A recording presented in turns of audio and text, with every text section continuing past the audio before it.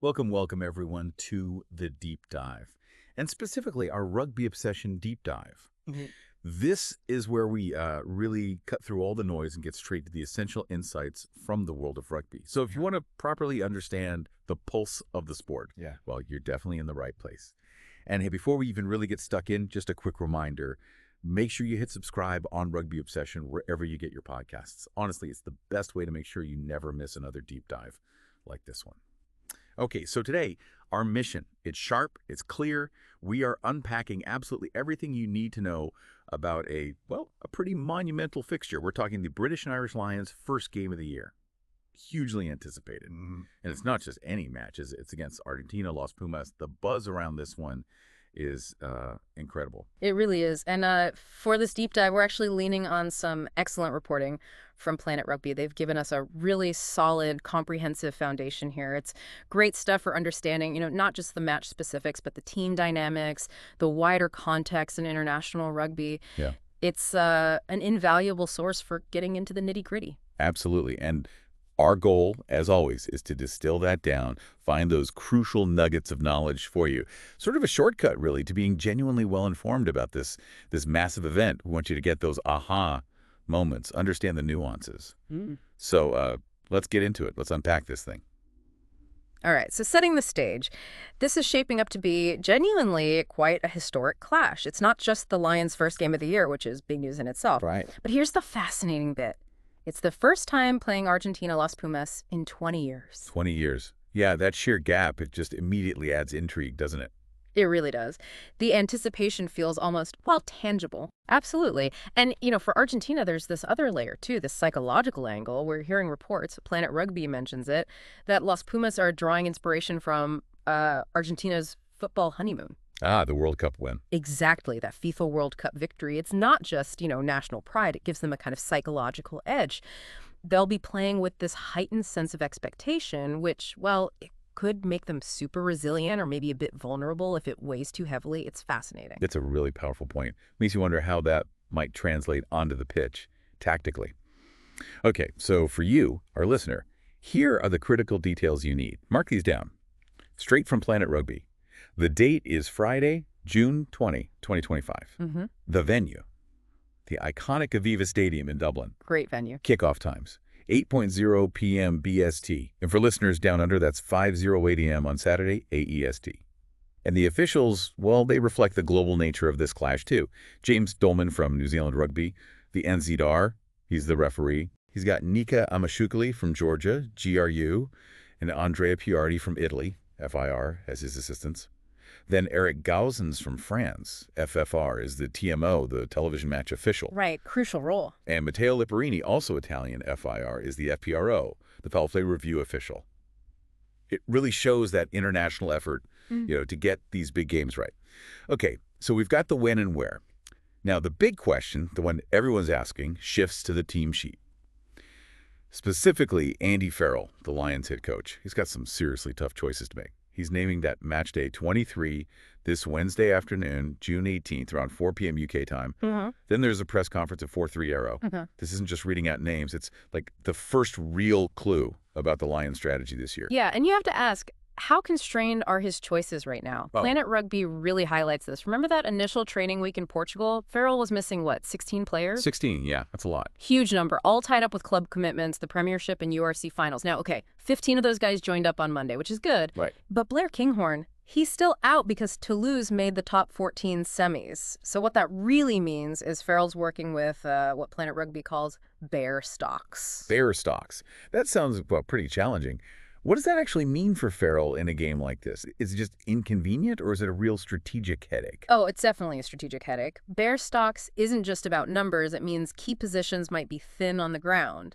And you've got players coming straight off incredibly intense, draining club finals. Yeah. Physically, emotionally. Yeah, that must take a toll. It forces Farrell to, maybe get creative, test combinations he wouldn't normally, perhaps give guys an unexpected shot on a big stage. Yeah. This first game, it's less of a warm-up and more like a high-stakes audition for quite a few players. Farrell has to make compromises. Puts huge pressure on those selections then. Yeah. And we've seen some interesting player movements already, haven't we? Like Jamie George and Azure Opoku Forger. They trained in Portugal. but were then released once players from Bath, Leicester, Leinster joined up. Shows how fluid it all is. It's exactly. Then there's Jacques Van Poortvliet, called in to cover Jamison Gibson Park, who's got a slight glute strain, apparently. Oh, it's just a minor thing, hopefully. Yeah, but Van Poortvliet is strictly there for training, unlikely to make the 23, which, well, it really heats up the scrum half battle, doesn't it? It certainly does. That raises a key question for you watching. Who gets that starting 9 jersey? It looks like a straight fight between Tomos Williams and Alex Mitchell. Highlights the competition, even with these availability issues. Yeah.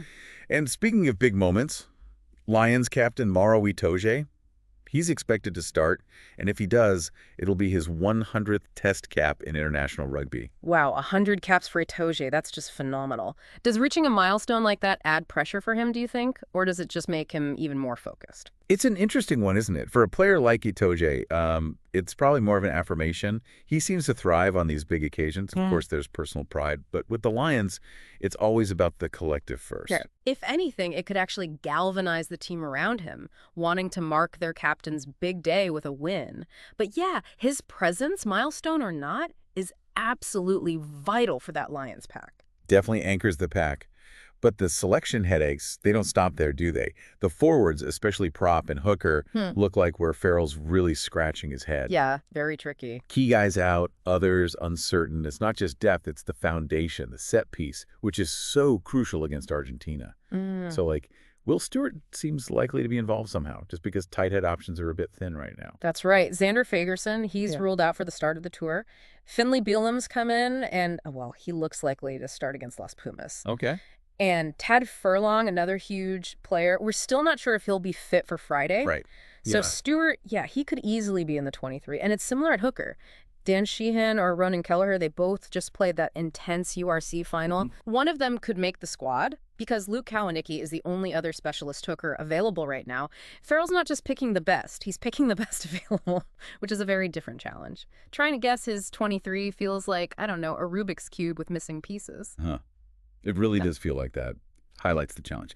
Okay, look, as we keep digging into Farrell's choices and what it all means, just another quick nudge. If you're finding these insights useful, subscribing to Rugby Obsession really helps us keep doing these deep dives. So please do hit that button. And we genuinely want to hear from you. Get in the comments, share your thoughts on the team selection, your predictions for the game. What stands out to you? And if we, zoom out a bit, connect the dots.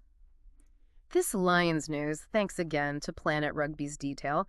It isn't just happening in isolation, it slots right into the massive interconnected world of rugby. This is where you get those aha moments we talked about. Yeah. Think about it. If Argentina put in a strong showing here, that boosts their confidence massively for the Rugby Championship later this year, changes that whole dynamic. Good point. And for the Lions players themselves, this is chance number 1 under huge pressure to stake a claim for that test series against Australia, which then feeds back into selections for England, Wales, Ireland, Scotland, down the line. Every single carry, every tackle in Dublin, it sends ripples out, Planet Rugby, as a source, really shows this interconnectedness. They cover everything, national teams like Argentina, Australia, England, the lot, club leagues, Premiership, URC, Super Rugby Pacific. All the big ones. Yeah, and the major tournaments too, World Cup, Six Nations, Champions Cup. It shows you how one piece of news like this Lions team echoes everywhere. That's exactly it. That's where understanding these details, Farrell's selection puzzles, the wider context, how teams link across leagues, it really empowers you as a fan. You appreciate the nuances so much more. It stops being just about the score. It becomes about the story, the strategy, the challenges. That's what makes rugby so compelling, right? Absolutely. So, okay, final thought here. Something for you to chew on. This first Lions lineup, potentially these Bear stocks, playing an inspired Argentina in Dublin. What does that actually signal for the rest of the tour to Australia? Is it Farrell hinting at a long-term strategy, maybe testing players under fire early? Right. Or is it just, pure pragmatism based on who's actually fit and available right now? Leaves us with a really fascinating question about the journey ahead for these Lions. Yeah, great question. So what stands out to you from all this? What are your predictions for this massive first game? Yeah. And which players do you think are going to grab this chance and really make a statement? Let us know. We love hearing your takes. Thank you so much for joining us for this Rugby Obsession deep dive. Please do subscribe if you haven't already, and we really look forward to listening to our next episode.